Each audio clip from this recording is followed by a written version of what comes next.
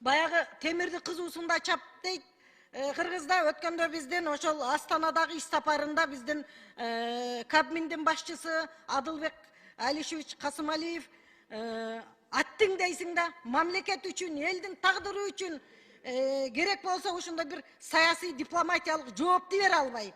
Анан ошол Орусия мамлекетинин өкмөт башчысы биздин мамлекетке бир негизсиз кинелерди койду да. Ошого татыктуу бир жооп бере албай, бир Кабмин бир мажирөлүк мындай бир жооп бере албай калды да. Айтыш керек болчу. Биз мыйзамдуу мамлекетте жашагандан кийин 50 миллион доллар карызың барбы? Төлөш керек аны. Мыйзам барына бирдей иштейт.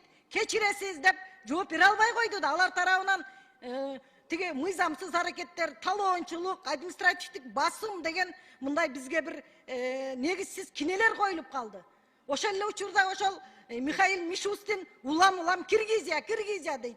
Биздин мамлекеттин мыйзамдуу аталышы бар, Кыргыз Республикасы деген. Эмне үчүн Киргизия дейт?